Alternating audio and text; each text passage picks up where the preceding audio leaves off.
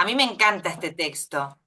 Me Mm. encanta Ah, el texto y me encanta a nivel clínico esta etapa, los mm, púberes y los adolescentes. Así que, mm, em, a ver, la idea que tenía era hacer un poco de repaso del texto siguiendo bastante la cronología del texto, pero sí que me agregué algunas cositas que creo que se desprenden del mismo texto de Freud, pero que dando algún apunte quizás más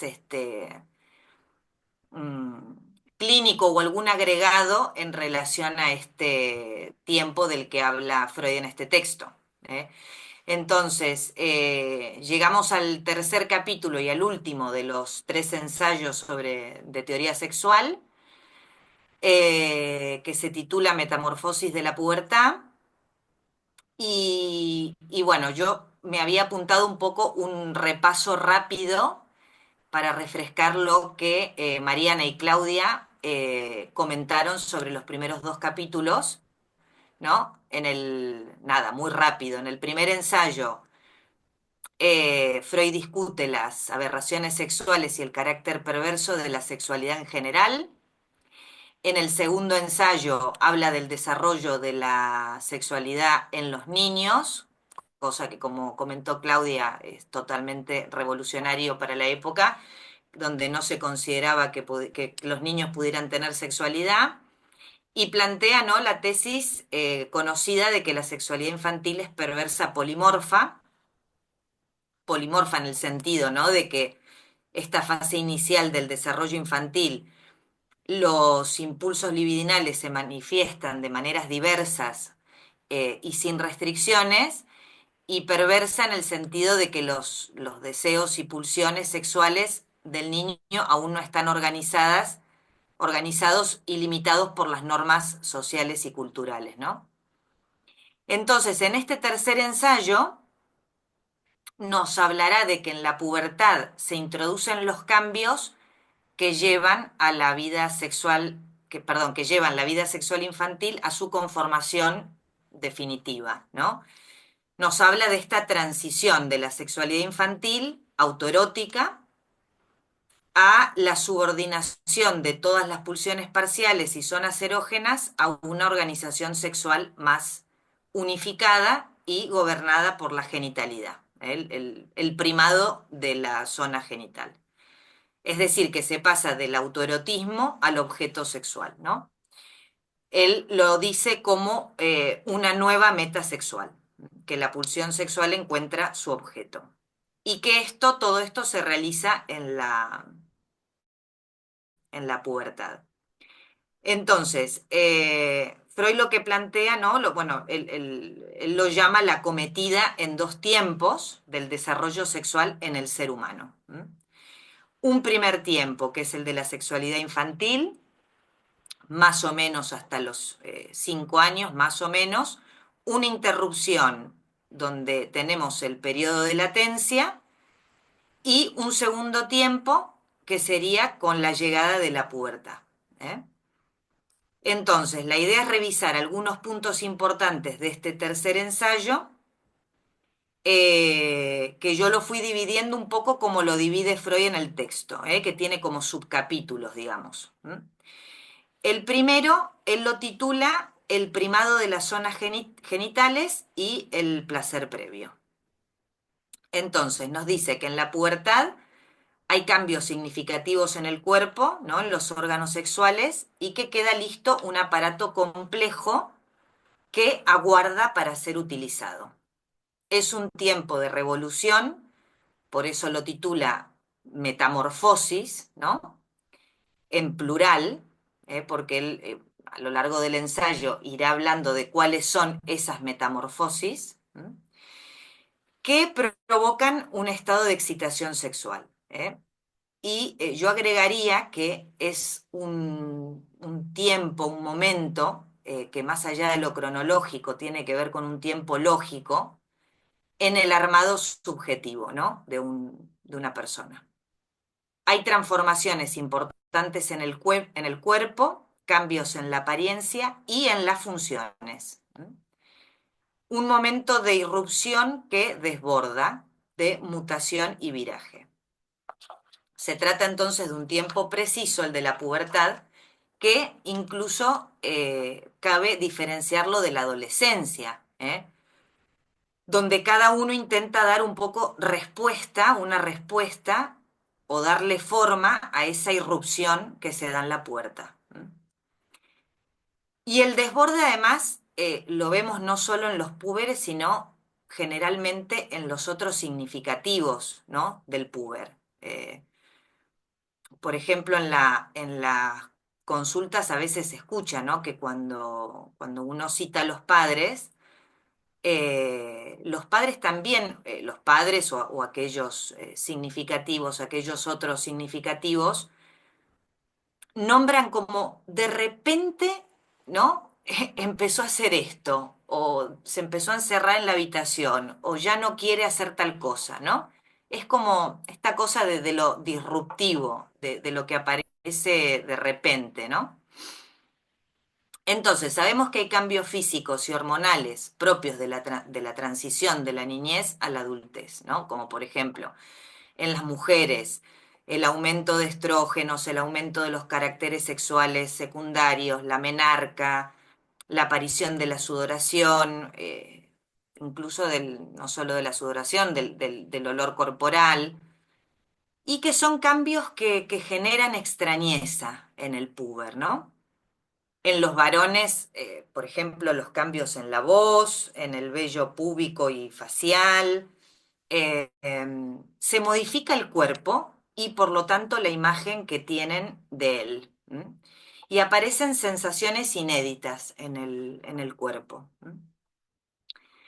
También, simplemente mencionarlo, no lo voy a desarrollar, pero tener presente de que en la pubertad hay varios duelos que se inician, ¿no? Duelos por los lazos infantiles, el duelo por el cuerpo infantil, la pérdida de esa imagen infantil. Entonces, retomando el texto de Freud, él plantea en este subcapítulo que les comentaba un rasgo paradójico, así lo llama él. Dice que la excitación sexual tiene el carácter de una tensión, ¿no? Sí, sí, entendiendo que él habla en estos términos económicos del aparato, ¿no? La tensión, por lo tanto, conlleva un displacer. Entonces, ¿cuál es el rasgo paradójico? La sobrecarga de energía es displacentera y al mismo tiempo es placentera, ¿no? En el juego sexual se estimulan zonas provocando un aumento de excitación que siempre reclama más, empuja a que se haga algo. Este aumento, dice él, se da en el juego del placer previo, o lo que llamamos a veces comúnmente las preliminares del sexo, donde se estimulan las diferentes zonas erógenas. Este placer previo contrasta con lo que él llama el placer de satisfacción, o sea, el orgasmo, que resulta de la descarga durante el acto y que elimina la tensión de la libido. El placer del orgasmo es una novedad que aparece en la pubertad. El placer previo involucra distintas zonas del cuerpo y esto tiene raíces en la sexualidad infantil, como explicó Claudia en la clase pasada, ¿no? Y Freud dice, si este placer previo es excesivo, en lugar de facilitar el acto sexual, el sujeto puede quedarse detenido, puede quedarse fijado y esto puede impedir el acto sexual, ¿no? Como sucede, dicen, el mecanismo de algunas perversiones que consiste en una demora de los preliminares. Después el siguiente subcapítulo él lo llama el problema de la excitación sexual, ¿no? Entonces él se plantea en este apartado la relación entre la tensión sexual provocada por la satisfacción de las zonas erógenas y el placer. A mí me da la impresión, releyendo este subcapítulo, que él, bueno, un poco se pierde o entra en cierta contradicción, ¿no?, entre el saber médico de la época y sus propios interrogantes, que un poco van más allá, ¿no?, de ese saber médico. Porque empieza a desarrollar el tema de los factores endógenos, ¿no?, lo que serían los factores internos de la excitación y aquellos otros factores que pueden estar relacionados. Porque él se da cuenta, bien a su estilo, ¿no?, que él va escribiendo y a medida que va desarrollando algo, él mismo se hace preguntas, entonces vuelve, entonces ¿no? A mí me encanta eso de Freud, porque no lo tienen todos los autores, la verdad. Que muestra en su propio texto no la conclusión última a la que llegó, sino todo el proceso que le llevó a llegar ahí, ¿no? Pero bueno, él empieza hablando, ¿no?, de los cambios químicos en el cuerpo, el tema de si se acumula el semen, ¿no? Entonces especula que cuando no ha habido descarga en mucho tiempo, se produce acumulación de sustancias que llevan a una mayor, perdón, a una mayor excitación. Hace como una interpretación fisiológica y química de la sexualidad, en este punto. Pero a la vez toma distancia de estas interpretaciones porque sugiere que por lo menos en algunos casos, ¿no?, la excitación sexual es independiente de la creación de estas sustancias genésicas que llama él y la cuestión hormonal, ¿no? Por ejemplo, dice, en el caso de los niños, mujeres y varones castrados, ¿no?, que aquí no lo podría explicar por esa acumulación, ¿no? Bueno, en el apartado 3 que él titula La teoría de la libido. Aquí, él, luego de hacer conjeturas sobre la base química, ¿no?, que les comentaba recién de la excitación sexual, retoma la libido como esta fuerza que podemos estimar cuantitativamente y que también tiene un carácter cualitativo. Al inicio está centrada en el yo, dice, ¿no?, la libido yoica o narcisista, de la mano de la actividad autoerótica. La libido yoica se puede transformar en libido objetal. La invertimos en un objeto sexual externo. Es decir, hay una transposición de libido yoica en libido de objeto. Y él nos plantea, y esto me parece muy importante, que este es un logro de la pubertad. Libido de objeto, objetos sexuales investidos libidinalmente, ¿sí? Es importante aclarar que cuando Freud habla de la libido, de que la libido se concentra en los objetos, se está refiriendo a las representaciones psíquicas de los objetos, no a los objetos del mundo externo. La posición de la libido objetal va a ir guiando, dice, la actividad sexual del individuo. Esa libido puede reconvertirse en libido yoica. Y como nos dice él, la libido yoica es el gran reservorio desde el cual son emitidas las investiduras de objeto. En el apartado 4, él habla de la diferenciación entre el hombre y la mujer, ¿no? Entonces, hasta aquí Freud va hablando de diferentes temas, pero el hilo conductor son las distintas metamorfosis de la pubertad, ¿sí? Incluye la unificación de las pulsiones parciales, primado de la genitalidad, elección de un objeto sexual, consolidación del libido de objeto y placer de descarga, que es el orgasmo. Esto es un poco el resumen de los apartados anteriores, ¿sí? En este cuarto apartado agrega que la diferenciación de lo masculino y femenino se consigue en la pubertad. Dice, en la infancia, las zonas erógenas son similares en ambos sexos. Sugiere que la sexualidad infantil tiene carácter predominantemente masculino. La sexualidad femenina de la niña tiene carácter masculino, dice. Este punto puede resultar un poco polémico y confuso por momentos, pero aparece matizado sobre todo en una nota al pie que agrega en 1915. Que en este texto, como pasa muchas veces, a veces las notas al pie ocupan más espacio que el mismo texto. En esta nota al pie aclara que los conceptos masculino y femenino son confusos en la ciencia, dice, a diferencia del uso corriente que se le da. No hay pureza ni en sentido biológico ni psicológico. Entonces, habla de varias excepciones. La primera, que es la que utiliza él, es empleada en el sentido de actividad-pasividad. Y agrega que la pulsión es siempre activa. La acepción biológica es la que relacionada con la presencia de óvulos, perdón, es la que va relacionada con la presencia de óvulos o espermatozoides. Y la tercera acepción, que él la llama sociológica, dice que refiere a que no hay una virilidad o feminidad puras ni en sentido psicológico ni biológico, sino que todos tenemos rasgos de ambos sexos, ¿no? Esta bisexualidad primera.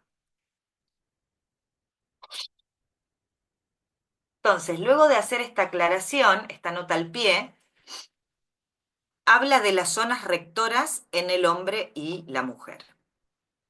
En la infancia, la zona que prima es el clítoris para la mujer y el glande para el varón, dice. Son el centro de manifestaciones autoeróticas. Pero durante la pubertad, la niña experimenta una oleada de represión sexual que afecta especialmente a la sexualidad clitoridiana.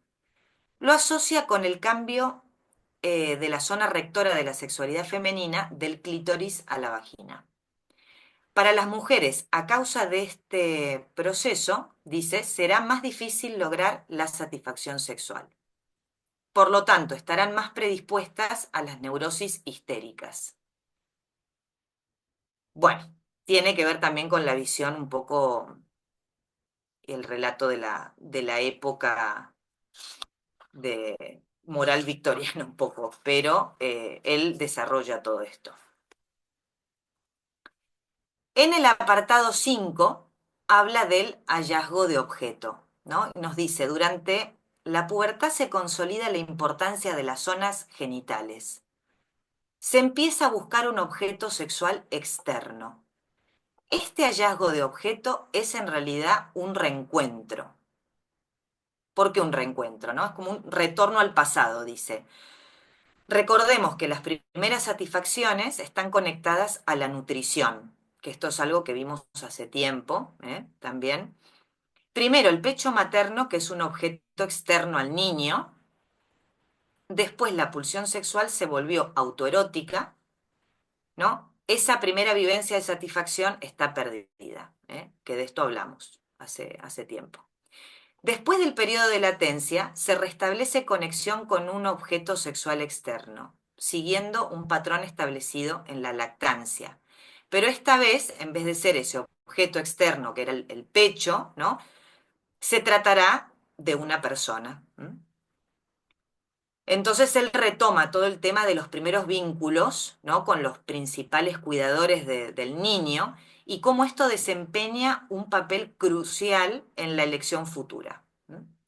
Los gestos de ternura, mecerlo, limpiarlo, cuidarlo, esto que nos hablaba Claudia la vez pasada, van libidinizando el cuerpo del niño, lo erotizan. Estos cuidados despiertan la pulsión sexual del niño. Aquí también nos advierte de que hay un riesgo en el exceso de libidinización por parte de los cuidadores. Y entonces aquí nos habla de la angustia infantil, y él dice que es la manifestación de añoranza de los niños por personas que los cuidan, ¿no? Que la angustia es cuando están solos. Y explica el miedo a la oscuridad dando un ejemplo de un niño de 3 años que la verdad me parece un ejemplo precioso, precioso. Se los leo tal cual el ejemplo. Dice, tía, háblame, tengo miedo porque está muy oscuro. Y la tía le espeta, ¿qué ganas con esto, si de todos modos no puedes verme? A lo cual respondió el niño, no importa, hay más luz cuando alguien habla. Es decir, ¿no? Que el miedo a la oscuridad no era sino por el hecho de que echaba de menos a una persona querida y necesitaba una prueba de su presencia, dice Freud, ¿no? Me pareció precioso el ejemplo. Entonces, Freud ve que la angustia neurótica nace de la libido, que cuando no se puede satisfacer, muda en angustia. Este amor del niño con sus padres se convierte en ternura, se intenta no sexualizarlo. Así se gana tiempo para que el niño elabore su sexualidad, hasta llegar a la pubertad donde se eligen objetos sexuales fuera de la familia. Aparece una nueva forma de gozar, del propio cuerpo al cuerpo del otro. Y aquí introduce un tema que es fundamental, que es la barrera del incesto. ¿Mm? Explicando un poco esto de esta transición del hallazgo de un objeto externo, ¿sí? La barrera del incesto es esta prohibición de elegir objetos sexuales en la familia inmediata, formando unidades sociales más amplias, tal como Levi-Strauss, ¿no?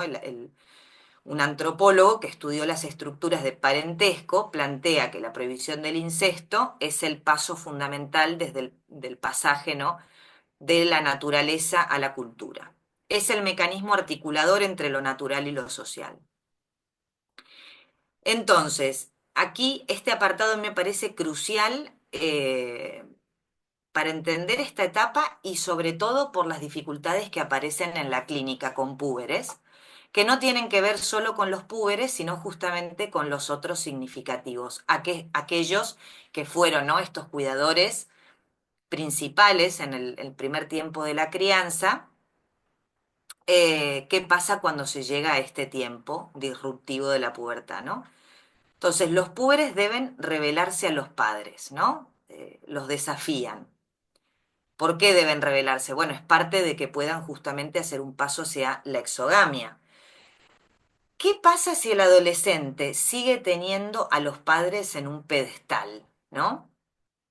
Se quedarían demasiado pegados y la libido no puede redirigirse a un objeto exterior. Se debe superar el amor infantil, aflojar los lazos familiares que permiten la exogamia. Pero esto no es solamente desde la parte del puber, ¿no? Tiene que ver con cómo se posicionan también esos adultos, ¿m?, para permitir ese paso. La elección de objetos se consuma primero en la esfera de la representación, de las fantasías que prosiguen la investigación sexual abandonada en la infancia. Eso es algo que también se ve bastante en la clínica cuando, por ejemplo, sobre todo con púberes, ya no tanto con adolescentes, ¿no? Cuando empiezan a relatarnos, ¿no?, cosas que tienen que ver con la sexualidad, pero que todavía no han experimentado, ¿eh? Es decir, que se queda todo en un primer momento en la pubertad, más a nivel de las representaciones, de la fantasía. Yo me acuerdo de una puber con 11 años, ¿no? Y me hablaba. Tal compañera dijo que es de sexo fluido, la otra no sé qué, y claro, ninguna había tenido ninguna experiencia donde se consumaran esos, era todo en la fantasía, ¿no?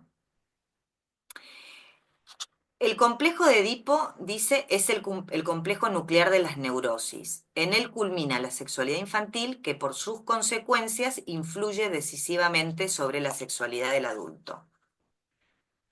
Contemporáneo a la desestimación de las fantasías infantiles incestuosas, se consigue uno de los logros psíquicos más importantes, pero también más dolorosos del periodo de la pubertad.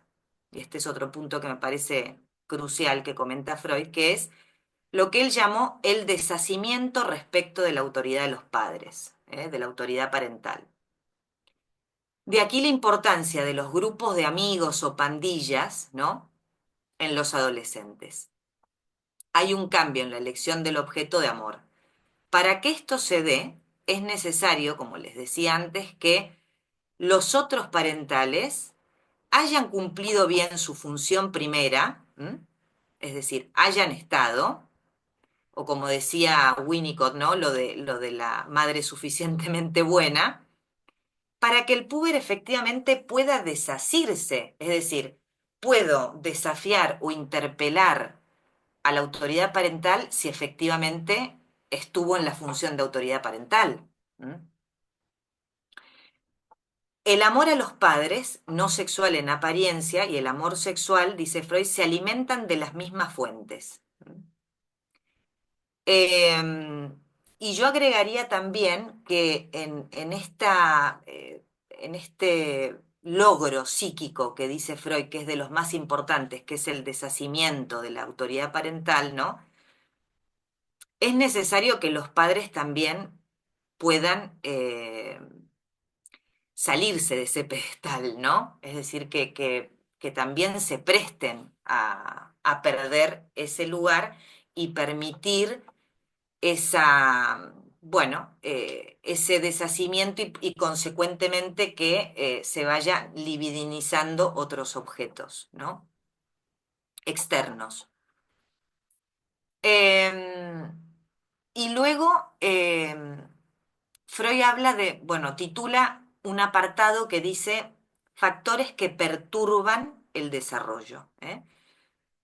Entonces dice, en este largo recorrido, pueden haber fijaciones que provoquen un proceso disociador, de la pulsión sexual. Y acaba el texto diciendo que falta tener un panorama más claro sobre los factores internos y externos que pueden perturbar el desarrollo. Se pregunta primero por factores hereditarios, a partir de información recabada de las anamnesis de sus propios pacientes en relación a la vida de sus padres. Pero el mismo Freud entiende que no puede sustentarse en este planteo inicial de la constitución sexual, sino también por lo que llama procesamiento ulterior. Lo que sucede con la maduración y experiencia posteriores, dice, ¿no? Una posibilidad es que la vida sexual, por causas internas y casi siempre antes de la pubertad, se produzca un vuelco represivo, dice. El factor constitucional tiene que aguardar a que ciertas vivencias lo pongan en vigor. Vivencias infantiles, accidentales y o traumáticas, posteriores. Todos los factores deteriorantes del desarrollo sexual exteriorizan su efecto provocando una regresión a una fase anterior del desarrollo. Freud habla de factores y no de causas únicas. Entonces, un poco para concluir con lo que dice el texto, porque después al final hace como un resumen de todo lo que ha ido hablando, para mí, ¿no? Una cosa importante es el valor subversivo que tienen estos textos de Freud, que rompen bastante con la idea de la época de que la sexualidad servía solo a fines de la reproducción, que era un ideal además instalado en la época. Y además porque revela el carácter perverso de toda la sexualidad humana y que la misma no se inicia en la pubertad o la adultez, sino en la infancia. Y esto tiene enormes consecuencias para toda la cultura del siglo XX. Y después yo me anoté algunos añadidos, eh, más o menos cortitos, de algunas cosas que tienen relación con lo que habla Freud en el texto, aunque por ahí no estén todos exactamente de este modo, pero que me gustaría poner así sobre la mesa para después comentar, ¿no? Escuché un ejemplo de un analista que, para explicar este momento preciso de la pubertad, ella usaba la siguiente imagen, ¿no? Decía que una cosa es estar despierto y otra cosa es el instante en el que suena el despertador, ¿sí? Esos 3 segundos por ahí, ¿no? Entre que suena el despertador, uno se despierta con sobresalto y se siente descolocado y por ahí no sabes en qué día estás, no sabes en qué habitación estás, qué tenés que hacer, ¿no? Es como que falta o no hay a mano una representación que recubra ese momento, ¿sí? Como que faltan palabras, ¿no? Y esta analista decía que eso es como el momento de la pubertad, ese momento que suena el despertador, ¿no?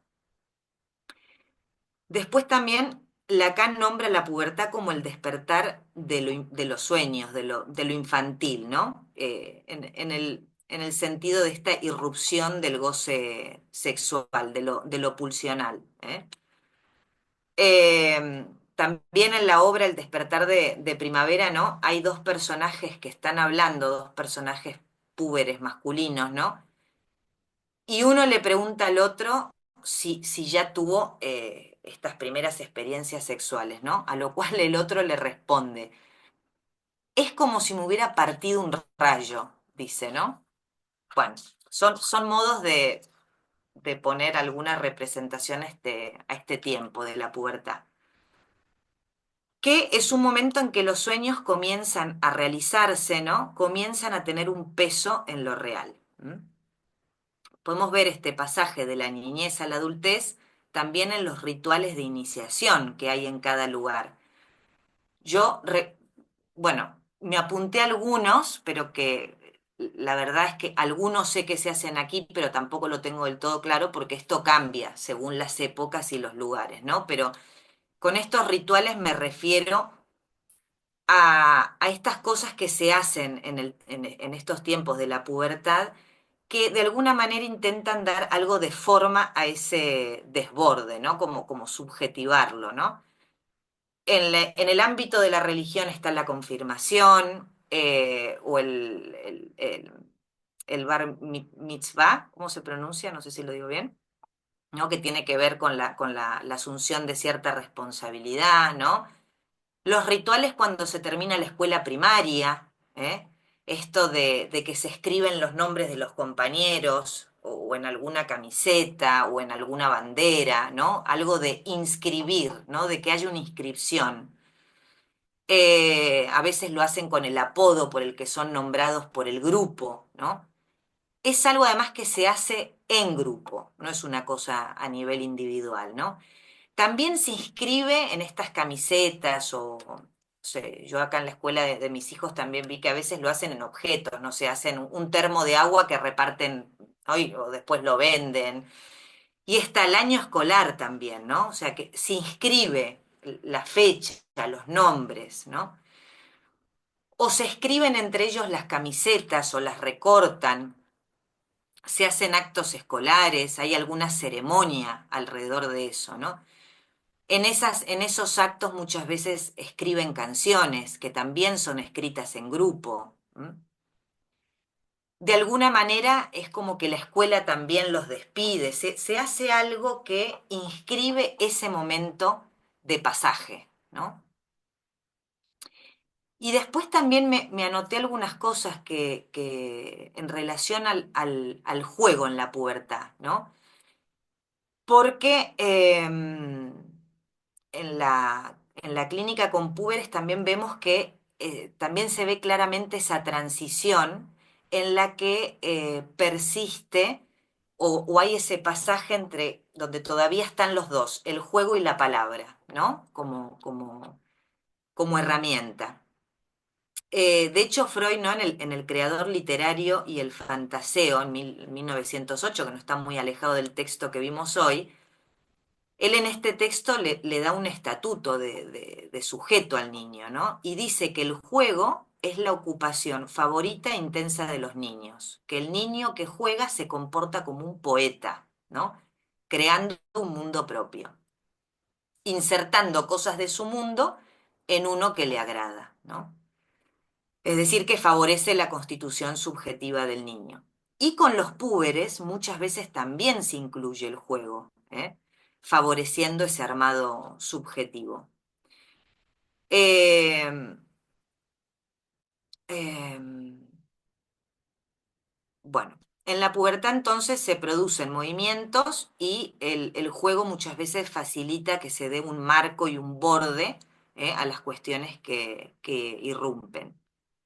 Ah, y me apunté una cosa que les quería compartir porque me acordé cuando leía el texto. Sobre un paciente puber que tuve, y la verdad es que pensé este ejemplo cuando estaba preparando el tema de hoy, o sea, a posteriori. ¿Eh? Este chico al poco tiempo de venir me trae un juego de cartas que yo no conocía. ¿M? No era una baraja española, o sea, no era un juego que se hace con una baraja, sino que es una baraja específica para ese juego, con lo cual había muchísimas cartas y cada carta tenía toda una explicación y una función y una acción en el juego, por lo tanto yo me quedé, no tenía ni idea del juego. Bueno, lo jugué, ¿no? Me presté a jugar con él, pero la verdad es que no tenía ni idea cómo se jugaba. Entonces, yo desconocía por completo las reglas, ¿no? Su explicación de la normativa y dinámica del juego, bueno, dejó bastante que desear. O sea, me explicó muy poquito, por no decir que prácticamente no me explicó nada, ¿m? De cómo jugar. Entonces yo iba a ciegas, sintiendo que no sabía bien qué tenía que hacer. Él jugaba a gran velocidad y no me daba tiempo ni de leer lo que significaba cada carta. Entonces yo leo de esa escena que se creó en el análisis algo de este tiempo de la pubertad también, ¿no? Como que él puso en juego, pensé después, no en ese mismo momento del juego, en ese momento estaba totalmente como cuando suena el despertador estaba yo. Eh, pero como que él puso, ¿no? Algo de lo que estaba viviendo quizás en ese juego, porque me dejó descolocada. Como que los conocimientos que yo tenía no me servían para decodificar ese juego. Eh, y también porque la importancia del juego, ¿no? Que puede tener también con los púberes, a veces plantea una barrera en relación a lo que aparece del real de la muerte y la sexualidad, ¿no? Que es lo que irrumpe. ¿Eh? Y a veces el juego sirve como tope o como borde o nos permite dar algo de forma o introducir, aunque sea, aquello que no tiene palabras en un análisis. ¿Eh? Y a mí, por lo menos, en mi experiencia personal, yo noto mucha diferencia entre los pacientes púberes y los adolescentes. Es decir, por ahí les digo, no sé, un chico de 16, 17 años, ¿sí? Porque se nota que mal, alguna forma generalmente ya han intentado darle. Alguna respuesta a esa irrupción han intentado darle. En cambio, el puber muchas veces lo que aparece es esa irrupción, ¿no? Y un poco es lo que yo sentí que me pasó cuando él me planteó este juego, que me dejó totalmente, no, fuera de juego. Eh, y esto es un poco lo que aparece, esta ausencia de saber o de respuesta preestablecida a la cuestión de la sexualidad. Esto de que el ser humano carece de este instinto que por ahí tienen los animales, ¿no? Y que no sabe cómo comportarse en lo referente al sexo. Bueno, y eso es lo que me preparé un poco eh, de este hermoso texto de Freud, así que no sé si ahora podemos compartir Bueno, un poco. yo ya tengo algo para decir, sí, Lucía, porque es como vos decís, es un tiempo eh, muy interesante, ¿no? En la clínica lo vemos y esto que traías recién, el juego de cartas que te deja descolocada, pensaba en la transferencia, pero en estos rituales de pasaje, ¿no? De pasaje de la niñez a la adolescencia, digamos, en la diferenciación que vos hacés de los púberes y adolescentes, que acuerdo con vos, pensaba en algo que ocurre en Argentina, pero que no es muy común acá, que es el festejo del cumpleaños de 15 en las niñas, Correcto, en donde correcto. la fiesta en Argentina, para los que no saben, a los 15 años es común que se haga una fiesta en donde las niñas, bueno, invitan a todos sus amigos, a todo su, digamos, su núcleo social, pero hay una particularidad en el cumpleaños de 15 que es que los amigos llegan al salón, se disponen al salón donde se va a hacer el evento y hay un momento en donde se abre una puerta e ingresa el padre trayendo a la niña como una presentación en sociedad de la niña devenida mujer y, digamos, Viste como mujer. ofrecida a la exogamia, ¿no? Es decir, Exacto. correcto.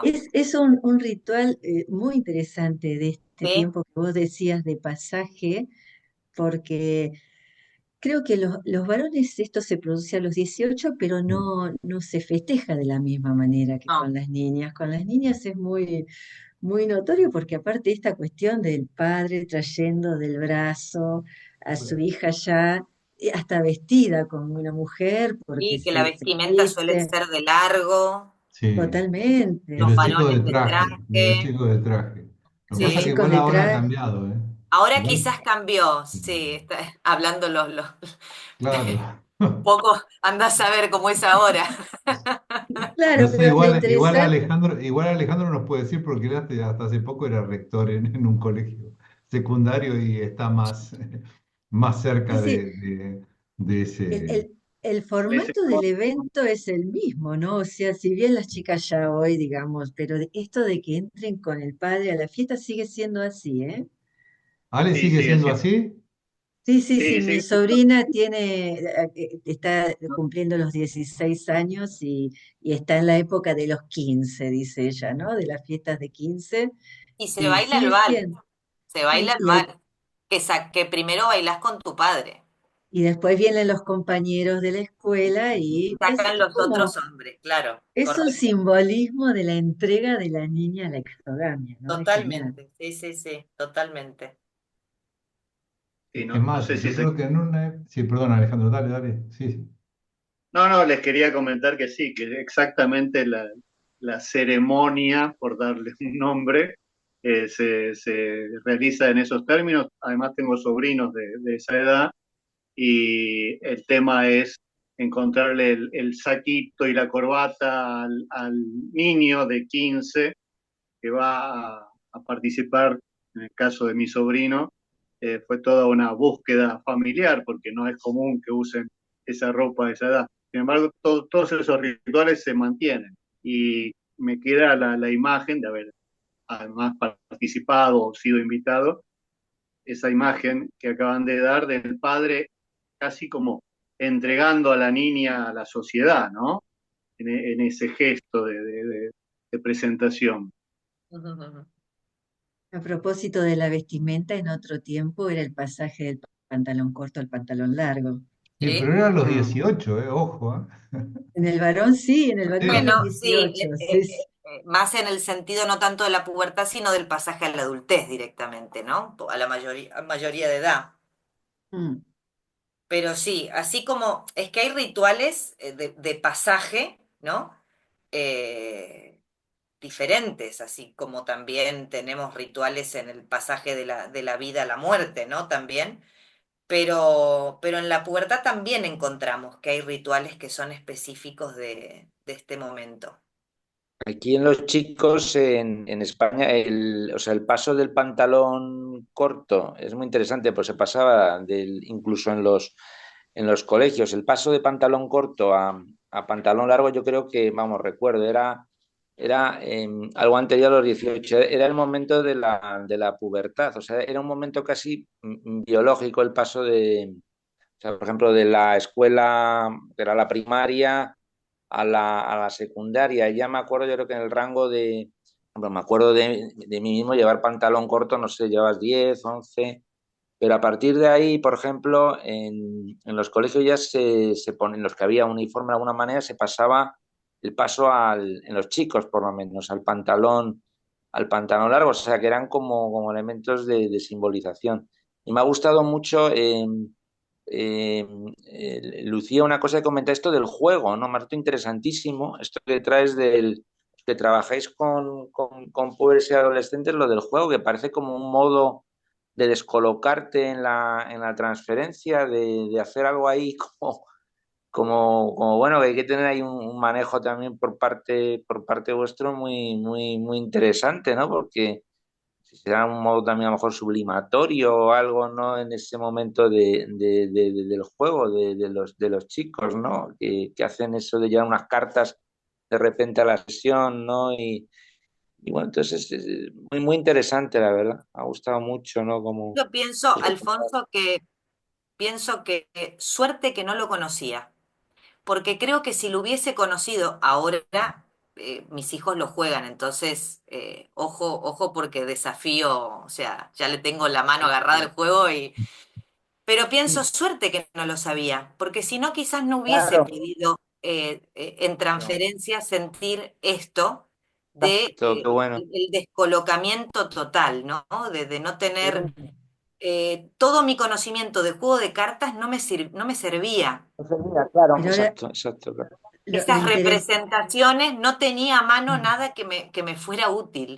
pero lo Que fuera útil. interesante que vos contabas, Lucía, es que por eso yo planteaba la transferencia, ¿no? De lo que él transfiere, porque él no te explica con detalle el juego. Claro, O sea, él te pone en esa situación de Sí, desconocimiento, porque correcto, podría haber pasado que, qué sé yo, que le dedicaron tiempo a la reglamentación, o sea, él es el que hace en una puesta en acto, en situaciones, en el análisis de la transferencia en el sentido de que te deja descolocada porque no te da explicaciones y comienza el juego.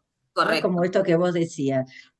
Comienza el juego como un despertar sin demasiada explicación y el descolocamiento que se produce en la estructura de tener que hacer frente a algo novedoso y sorpresivo, como cuando suena el despertador, que me parecía una metáfora interesante, porque es eso, ¿no? Es decir, ¿y ahora qué se hace con esto? ¿Dónde el queda descolocado, justamente? De hecho, el juego totalmente. es buenísimo porque el juego, o sea, la gracia es que uno intenta evitar a toda costa que te toque una carta que se llama Exploding Kitten. Es un gato que explota. Es una explosión y Qué explota bueno, además, así. Es qué bueno. buenísimo. Qué buenísimo además la explosión, qué bueno, Sí. Y me trajo ese juego de todos los que podría haber escogido, ¿no? interesante. Aparte, fíjate qué copado esto. Un juego, uno podría decir, con los niños uno juega, ¿no? Pero acá, justamente por eso tomaba esto que vos decías de la diferencia entre la pubertad y la adolescencia, porque el puber es todavía niño, no juega, trae un juego, es como que está soltando al niño que fue para pasar a otra cosa, y el adolescente ya ha podido quizás dar algunas vueltas sobre esa descolocación y poder orientarse a partir de algunas coordenadas. Es cierto que es Sí, otro tiempo sí. subjetivo, ¿no? Como de ir a ¿Cuándo, perder tiempo y además aprender perdiendo. Sí, sí. Claro. Lo que pasa es Aprender que con la explosión. hay un par de cosas que a mí me parecen interesantes. El primer punto es en pensar, digamos, el juego como ese espacio transicional que planteaba Winnicott, ¿no? Y que es Mm. lo que permite tal vez entrar en el tema de la socialización y de generar vínculos. Que también es importante señalar que es algo que nos acompaña a lo largo de toda la vida, porque no hay ningún momento en que el humano no juegue. Incluso los abuelos juegan de forma diferente, juegan al dominó o juegan a la petanca. En Argentina se llama las bochas, acá se llama petanca. Siempre hay un espacio donde uno genera, digamos, vínculos con el otro y son, creo, formas de socialización que me parecen interesantes. Y la otra, que, o sea, de tener en cuenta. Más allá de esto, sobre todo con la clínica con adolescentes, que es bastante compleja, es poder generar también estos espacios de juego y poder utilizarlos, como se hacen también con niños, porque cuando digamos, uno atiende a un niño, lo que tiene justamente es momentos de juego para poder, digamos, trabajar con el crío, porque el crío uno no le va a preguntar, ¿y, y usted qué piensa de eso? ¿No? ¿O por qué me decís eso? Pero sí, otra de las cosas que pensaba era en el tema de si podríamos en alguna medida poner un límite hasta dónde llega la adolescencia. ¿Por qué? Porque han cambiado mucho las cosas. Cuando hablamos de que un chico de 18 años se ponía los pantalones largos y pasaba a ser, o de 15 vamos a poner, y pasaba a ser un adulto, estamos hablando de una época donde a un chico de 20 años, de 18, 20 años, se le daba un estatuto de hombre, se le daba una responsabilidad que tal vez ahora no es tan sencilla. Ahora, en las clases medias acomodadas, hay muchos chicos que empiezan a trabajar por primera vez a los 25, 26 años. Antes, Sí, a los 17, 18 años, Formar empezaban una a trabajar. familia entre ¿Eh? los, formar familia. entre los 18 y los 25, Mm, Mm. en varias generaciones, era el momento en que se casaban para poder acceder a la exogamia también, ¿eh? Que ahora, como ya eso no es necesario, hay otros problemas. La gente no se puede emancipar de la casa por un tema económico, pero sí que como ya no es necesario casarse para tener la excusa de, ¿no? Mm. Como No antes. en España, pero en Argentina a los 18 años se hacía el servicio militar obligatorio. mm. Ah, eso era otro Lo tema, sé, claro. Sí. lo sé claramente. Lo padecí. Y yo durante la guerra de Malvinas la hice a los 18 Claro. años. Uy, Es verdad, también pasaba, ahora como se quitó en España el servicio militar, pero es cierto que se decía, ¿no? Que era cuando, dice, vas a la mili a hacerte un hombre, se decía, o sea, había un Mm, tránsito porque el sí, tallaje sí.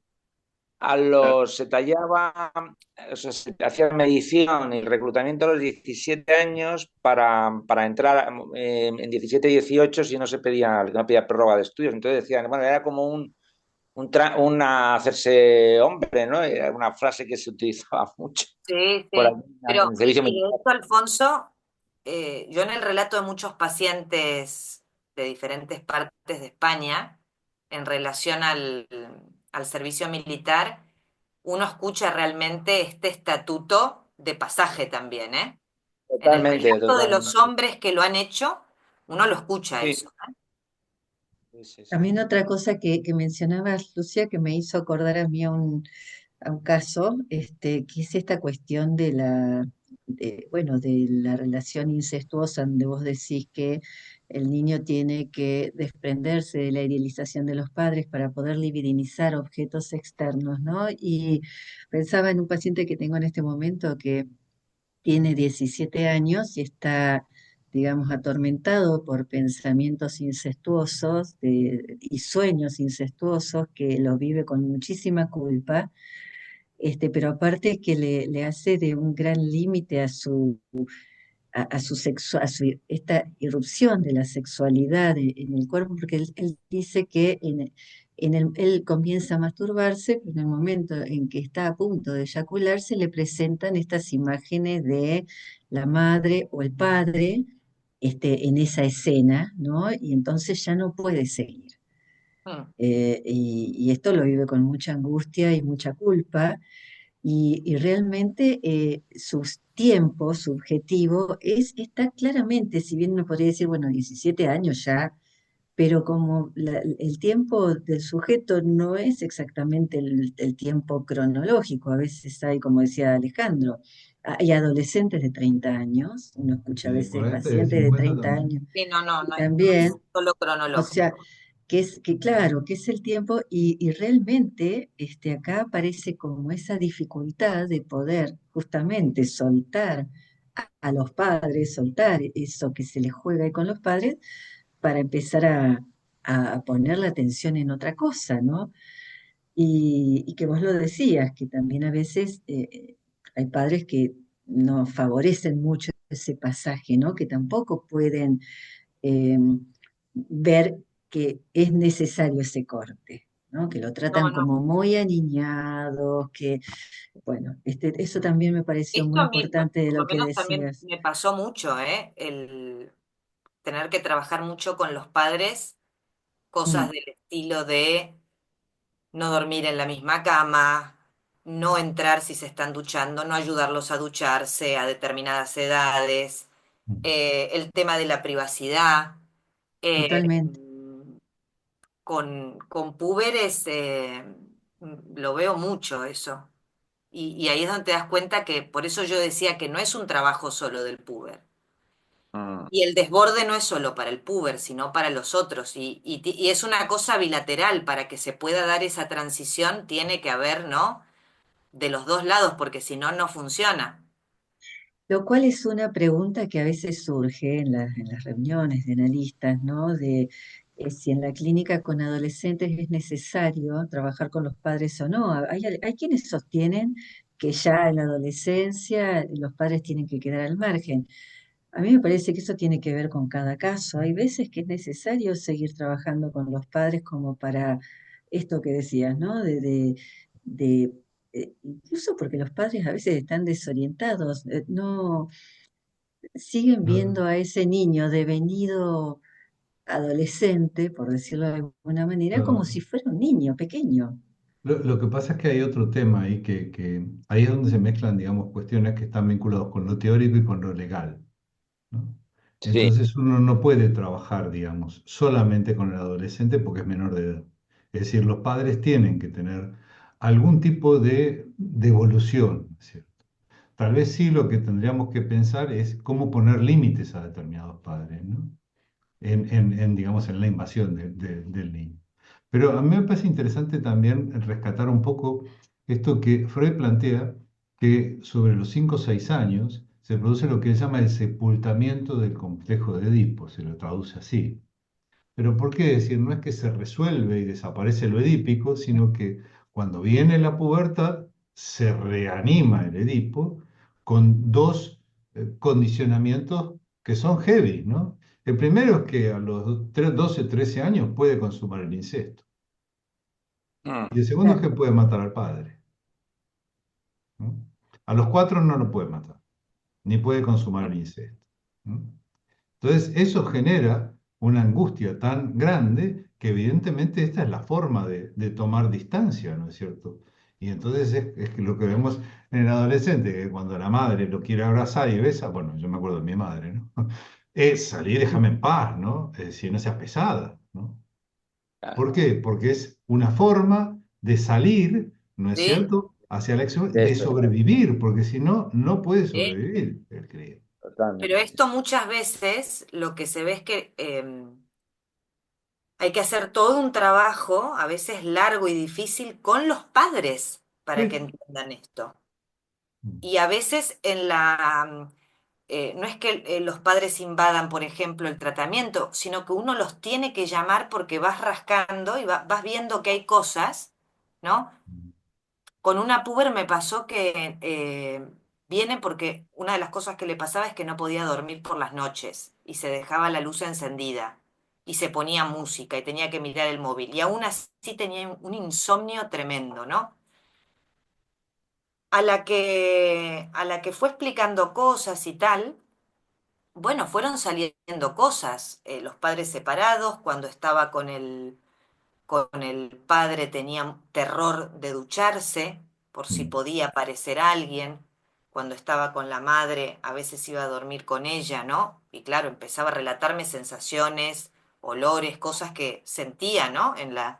Es decir, que había ahí todo en su propio desborde e irrupción, había también algo de los otros significativos cuidadores que tampoco la estaban ayudando, ¿eh? En este pasaje. Y no siempre los padres también, cuando uno moviliza determinadas cosas, se prestan, ¿no? Para Sí, venir y para hacer ese mm. trabajo, no siempre. No, Sí. Yo lo que creo, pasa es que ahí está una gran dificultad que aparece en la clínica, es qué es lo que uno podría considerar como algo que forma parte de ese proceso, digamos, de esa etapa, digamos, evolutiva, ¿no es cierto? Y que puede llegar a ser patológico. Ahora, eso sí, yo creo que todo lo que le sucede a un niño y a un adolescente está directamente relacionado con sus padres, evidentemente. Por eso a veces es tan difícil la clínica ¿Sí? mm, yo la con niños y dificultad con que adultos. veo en la clínica, por ejemplo, con adolescentes, con lo que habéis comentado, y bueno, yo hace años sí trabajé con alguno en edades de 16, 17, entonces lo supervisaba con una persona además que había tenido muchísima formación en personas con relación a François Dolto, etcétera, pero era otros tiempos también, es cierto, hace tiempo la cuestión legal que comentáis.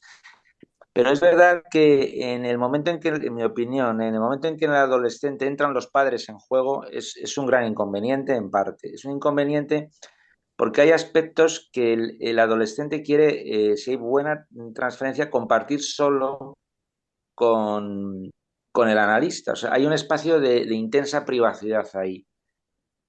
Si entra digamos, padres intrusivos, la madre, en fin, etcétera, de una manera u otra se contamina el proceso. Yo recuerdo, ¿no? Una chica tenía 16, 17 años, hace ya más de 15, y vino con madre, estaba, bueno, incluso medicada, en fin, y la madre no paraba de hablar, y en un momento dado eh, la callé, le dije que le di palabra a la chica y hice una cosa en aquel momento muy arriesgada, que era el padre estaba bastante ausente y era decirle que ponía una condición en el tratamiento, en el proceso analítico, y que era que no hubiera una influencia para nada de ellos. Es decir, que iba a haber una privacidad entre su hija y yo. Claro, eso tiene un riesgo para mí, imaginaros, enorme. Por eso no he trabajado luego tampoco ahora mucho con las cuestiones legales con adolescentes. Pero sinceramente, o sea, la experiencia fue tan satisfactoria, ¿no? En el hecho del crecimiento personal de ella. Esto fue hace ya más de 16, 17 años. Luego tuve noticias de ella porque se fue a otro sitio. Y ella me recordaba una vez, ¿no? El hecho de haber podido mantener ese espacio de auténtica privacidad en esa edad, insisto, de 16, 17 años, que a lo mejor es una edad de 11 o 12. Entonces, no sé, lo quería un poco comentar con vosotros, que tenéis ahora con los temas legales más. Ahora mismo yo no trabajo. Si no hay mayoría de edad, por ejemplo, si no hay mayoría de edad, no tomo a un paciente. Si no hay mayoría legal de Lo edad, que, precisamente por todos los problemas que acarrea esto y, en mi opinión, una contaminación, sigo insistiendo, del análisis. No es lo mismo un niño, claro, por supuesto, pero ya en esa edad, ¿no? Donde yo creo que se enriquece el trabajo, por lo menos la experiencia aquella que yo vivía analítico, en ese campo, porque si no es una contaminación, porque si no, a fin de cuentas, van a desarrollar fantasías de tipo persecutorio, es decir, se lo cuenta el padre, no sé qué. O sea, o se delimitan, claro, espacios ahí muy complejos, porque lo legal está en juego y el padre va a querer investigación. Y un poco lo planteo ahora mismo, porque claro, una situación legal yo veo difícil crear un espacio analítico con un adolescente cuando están los padres por medio de las cuestiones legales. lo que pasa que ahí justamente creo que es una de las maniobras más difíciles para los analistas trabajando con adolescentes, porque hay que sostener dos transferencias. Por un lado la transferencia con los padres y por otro lado la transferencia con el adolescente. Sosteniendo con el adolescente una cuestión ética de silencio profesional, del secreto profesional, y al mismo tiempo tratar de mantener tranquilos a los padres. O sea, sin decir nada del tratamiento del adolescente, porque justamente es una de las cosas que le digo a los padres siempre, es que para que el tratamiento funcione, el pibe tiene que confiar en mí. Y solamente va a Claro, poder confiar en mí si yo me atengo a rajatabla al secreto profesional. Eso no quiere decir que yo pueda, por ejemplo, hablar con ellos que sí, que estamos trabajando, escucharlo en sus preocupaciones, abordar las preocupaciones de los padres. O sea, dar un rodeo ahí con lo que se va generando en el tratamiento sin meterme en absoluto con lo que los pacientes trabajan en el análisis.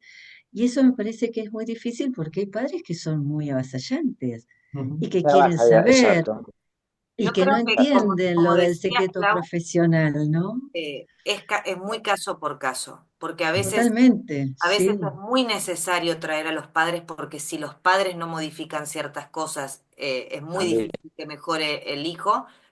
Yo lo que les digo siempre, y se los explico a ambas partes cuando lo cito, es que todo lo que me diga el adolescente, yo no lo explicaré a sus padres, y a los padres les totalmente, digo, lo que hablemos aquí, yo se lo trasladaré a vuestro totalmente. hijo o hija. Y Porque así el lo cumplo, paciente es y el así lo adolescente. cumplo.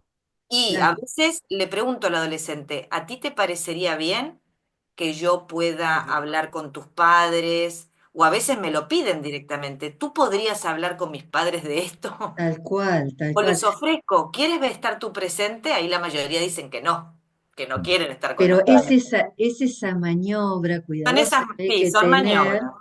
Mm, y teniendo en cuenta por eso cada caso. A veces hay que calmarlos a los padres, a veces hay que sí, decirles, yo fundamentalmente trato de escucharlos, a ver por dónde va la preocupación, porque, y esto que vos decís es así, ¿eh? Lo que se habla con el paciente es secreto profesional, no así lo que se habla con los padres.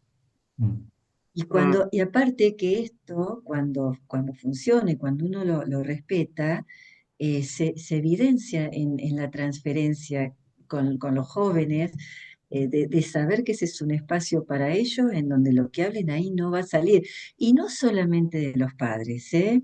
Los jueces, cuando son jóvenes que están en cuestiones con problemas judiciales, que hay que presentar informes, o en las escuelas, cuando llaman los psicopedagogos. O sea, a mí me parece que la línea ética fundamental en la que no hay que negociar es el secreto profesional, que aparte tiene que ver con nuestra ética profesional esa. Eso no quiere decir que uno no pueda este, dar alguna línea a estos otros que demandan información sin meterse en lo que el paciente habla, que puede ser, por eso digo, es un rodeo. A veces yo cuando me han pedido informes, hago informes que en realidad no digo mucho, no digo mucho. El paciente está en tratamiento, está trabajando sus cuestiones más conflictivas, en un Claro, pero aparte, marco. al menos aquí en España, no sé cómo será en Andorra, supongo que es igual que en España, si tenés que hacer un informe, lo tenés que hacer sobre la base de la jerga que manejan ellos. Tenés que hacer, digamos, cuadro de ansiedad, y Totalmente, que no poco más. decís No, o nada, sea, ¿no? no podés, porque son cosas que no van a entender, ¿no? Sí, claro, sí, sí, por exacto. eso es utilizar digamos esto como dice Ale, ¿no? Un discurso del Mm. orden de que, o sea, yo lo que trato es de que se queden tranquilos, de que se ceda un poco la demanda para poder seguir trabajando tranquilamente con el adolescente. Y que Los además a jueces, veces pequeñas intervenciones producen efectos totalmente. muy buenos, porque a veces uno, haciendo alguna indicación a los padres, a veces son muy básicas, ¿eh? Como esto de que no duermas con ellos, o Sí, por totalmente. ejemplo, intenten no entrar a la habitación sin su permiso. Cosas, a veces son cosas que Muy- pacifican un montón la dinámica familiar. Yo creo Totalmente. que sí que es importante eso. O por ejemplo, si un profesor se pone en contacto, ¿no? A veces una orientación puede ayudar muchísimo a que ese chico esté mejor en la clase, mm, Sí, sí. ¿no? Por, O si estás, por ejemplo, con pacientes adolescentes con temas de anorexia y bulimia, donde hay mm. a veces pediatra o médico de cabecera o nutricionista o no sé qué, que me ha pasado que llaman. Uno no se va a poner a explicar todo, pero a veces una intervención, ¿no? Sobre, mira, sobre este tema, más a nivel de salud, evidentemente usted tendrá que decidir lo que considere, pero, ¿no? Y a veces sí, esa porque orientación colabora, a colabora veces, a calmar la demanda, esta, ¿no? La demanda de la ciencia, de los padres, de la escuela, de... porque Eso que aparte, habéis dicho, normalmente no saben qué hacer, o sea, realmente están desorientados. Y a veces uno tiene alguna herramienta, digamos, por decirlo de alguna manera, para esto, ¿no? Para decir, bueno, es muy importante que se pueda respetar la privacidad, quizás si ustedes pueden hacer este pequeño esfuerzo, el vínculo va a mejorar, él no se va a sentir, él se defiende de algo que él siente como Ujú. una amenaza y si ¿no? Ordena un poco las piezas del rompecabezas o algo que está haciendo cortocircuito en la dinámica y realmente sin necesidad de tener que hablar nada de lo que se produce en el espacio analítico con el paciente, se produce efectos en los vínculos, en el lazo con los otros, tal cual, es así como lo decís. eh, en lo que habéis comentado de la anorexia y bulimia es interesantísimo, o sea, que se cuente con, precisamente que se le dé lugar al analista, porque claro, puede ser una intervención ahí salvadora en un momento dado, con todo y todas las situaciones que hay muy involucradas a veces con relación a la madre, con relación al padre, ¿no? Lo que pasa es que también lo que decía Alejandro, como nuestra posición a veces como analistas en el discurso es bastante discordante, ¿no? De la que tienen otros actores, otros, en fin, nutricionistas, algunos psiquiatras, ¿no? Que tienen algún tipo de modelo muy Pero conductista, uno pues se también, adapta, ¿no? Adapta el vocabulario. Pero sí, Sí, ¿verdad? Sí, una vez me pasó con una nutricionista, Alfonso, que se puso en contacto ella, ¿eh?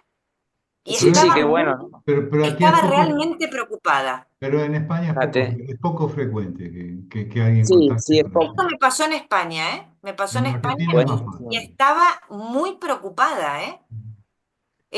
Realmente era genuino. Ella, por supuesto, que manejaba su saber como de Claro. su formación, ¿no? Lo que Sí, Y sí, por pasa lo es que tanto ella se encargaba de eso, pero como se dio cuenta de que iba mucho más allá de la balanza, la dieta y del no sé qué, claro, se puso en claro, contacto y estaba genuinamente preocupada. Y me lo que pasa decía es, de qué claro, manera puedo ayudarla en claro. este tema. Me claro, pidió lo que pasa es que consejo. vuelvo yo al tema de que todo está vinculado con el vínculo, con la relación que tienen entre padres e hijos. Y claro, uno no puede, digamos, quitarlo al chico del medio donde está. Tú no puedes decir, bueno, mira, con estos padres. A mí me recuerda cuando yo trabajaba hace muchos años con Alejandro en un colegio secundario, que yo era el psicólogo del colegio. Y entonces venía una madre a hablar conmigo porque el chico hacía tal o cual cosa, ¿no? Y cuando se iba, yo le agarraba a la rectora y le decía, mira, vamos a sancionarlo, pero ponerle algo sencillo, porque con una madre como esta yo haría lo mismo o cosas peores que el chico. Mm. Entonces, claro, ¿qué hacemos, ¿no? Con esos padres que en realidad van a que le soluciones el problema, ¿no? Para eso Mm, yo te pago el psicólogo, a mí, ¿qué me estás contando, ¿no? Y que correcto, esto es frecuente, esto es frecuente. correcto, sí. Mm, Por Sí, eso te digo que sí. para mí la clínica con adolescentes y con niños es una clínica que demanda mucha dedicación y mucho sí. trabajo, esto que decías de la doble transferencia y el doble trabajo, que incluso te diría, no es una cuestión solamente legal. Una vez yo tuve un caso de un chico de 18 o 19 años que me contactó el padre por mail y yo le dije, me tendría que llamar su hijo porque es mayor de edad. Entonces el chico al final me llamó y vino y estuvo un tiempo, no sé si un año y medio, dos, y el padre en algún momento me mandó un mail y yo se lo contesté. Le digo, mire, yo le voy a decir, su hijo está trabajando, está revisando algunas cosas que están vinculadas con el motivo de consulta. Yo no tendría que decirle nada porque es mayor de edad, pero también entiendo la preocupación. O sea, ¿qué Mm. diferencia entre 18 años y 360 días o 17 años y 360 días y 17 y 362 o 67? 2 días después los 18. No hay mucha diferencia. Es Yo ahí en decir, esas edades, Alejandro, yo ahí en esas edades, pues sí que ahí tengo ahí ya sí en 19, 18 tengo, efectivamente, o sea, los padres, el padre y la madre, me ha pasado ahora recién con un chico, llaman. Entonces yo lo que trato, o sea, es decir, es efectivamente llegar a ese acuerdo porque el padre pues está preocupado. Pero si hay, por ejemplo, hay algo, ¿no? Que está vamos a decirlo, por detrás un mail del padre, algo, cualquier cosa que se pueda ahí filtrar, yo lo que hago de alguna manera es incluir al chico, o sea, que el chico sepa de alguna manera que va a haber esa comunicación con el padre, porque el padre necesita en un momento de estar tranquilo, pero sí que haya un conocimiento de que eso va a pasar. O sea, todo lo que se pueda incluir dentro de esa privacidad comprendido por él.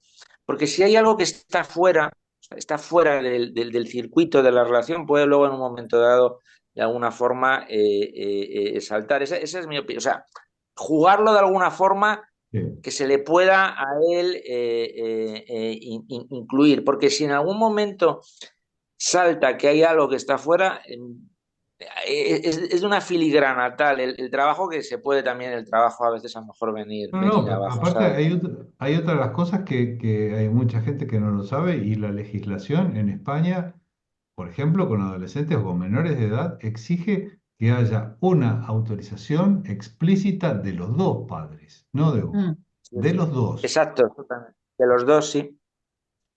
y no siempre se obtiene la aprobación de uno. Efectivamente. En padres Y problemas separados de muchas veces divorcio. lo trae un Claro. progenitor y además te explica que las condiciones no están dadas para que de ninguna manera venga y es un brete. Es Es un un problema, Exacto. incluso que brete. podés tener un problema judicial, ¿eh? Sí. Sí, porque si están separados y utilizan eso además, por ejemplo, elige un y el otro se opone y el psicólogo analista se ve en medio del proceso, lo mismo hasta la denuncia. Sí, sí. En divorcios complicados eso es un riesgo grande, claro. El consentimiento de los dos, efectivamente, tiene que estar firmado por los dos de alguna manera el Sí, sí. tratamiento. Claro, Lo cual es un problemón porque muchas veces hay un También. progenitor que se niega Mm, y Claro, eso le quita la posibilidad a un niño de tener un espacio. sí, sí. exacto, Es exacto, terrible, Lucía, justo. es Terrible, terrible. Lucía, terrible, terrible, terrible, exactamente. De hecho, me ha pasado a Lo mí. mismo, y esto no tiene que ver con la legalidad, pero es lo que Claro, pasa con la clínica con niños y adolescentes, que como moviliza claramente la pareja parental, muchas veces lo retiran de tratamiento cuando se justo. empiezan a producir y de manera unilateral. Esto me ha pasado con pacientes que me han manifestado que querían continuar y los padres deciden retirarlos. Claro. sí, Exacto, a mí me ha Cuando eso se pasado lo, con un, se dan exacto, cuenta de que exacto, con un algo ellos paciente. tienen que ver, ¿no? Por supuesto, cuando los Claro, interpela claro, o cuando sí, uno los interpela directamente en que hay una parte de lo que está ocurriendo en lo que ellos se tienen que involucrar y los retiran, por ejemplo. exacto. Esto es muy común.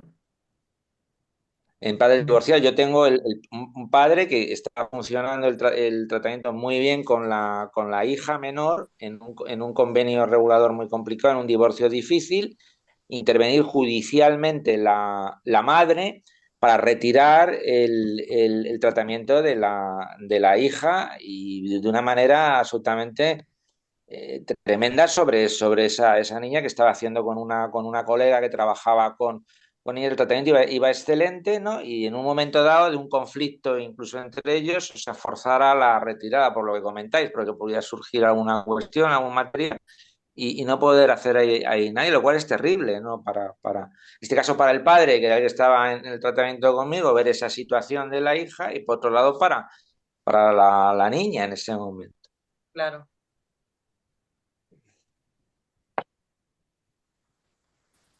Sí, es una Sí, clínica compleja, muy complejo. pero la verdad pero que es hermosa. apasionante Con también. púberes y adolescentes es. Es un tiempo, no son niños, no son Claro, adultos, es muy específico, no, no se trabaja igual que con un adulto, hay que claro. poner el cuerpo de otra manera, las intervenciones a veces son por el costado imaginario, por lo real, es como, eh, sí, sí, por eso decía también que si no se cuida la transferencia con los padres, te lo sacan del tratamiento y chao, se terminó el tratamiento, y eso es lo más complicado. A veces queda como que no, por más que los chicos quieran continuar o esté funcionando, bueno, ni hablar cuando funcionan y empiezan a rebelarse frente a algunas cosas, o empiezan a decir que no, o empiezan a sentar una posición y vienen los padres locos a decir, bueno, a ver qué está pasando, bueno, cómo ordenar hay algo, ¿no? Cómo decir algo que pueda permitir que no quede interrumpido el tratamiento. El- realmente se puede enmarcar como un movimiento positivo dentro de lo que está ocurriendo, ¿no? Y bueno, buenísimo, Lucía. Sí, la verdad es que Muy estuvo muy bueno, bien, Lucía. ¿eh? Muy bien, Muy muy bien, bueno. muy bueno. Dio Bueno, mucho para hablar este capítulo. El tema da para hablar, sí.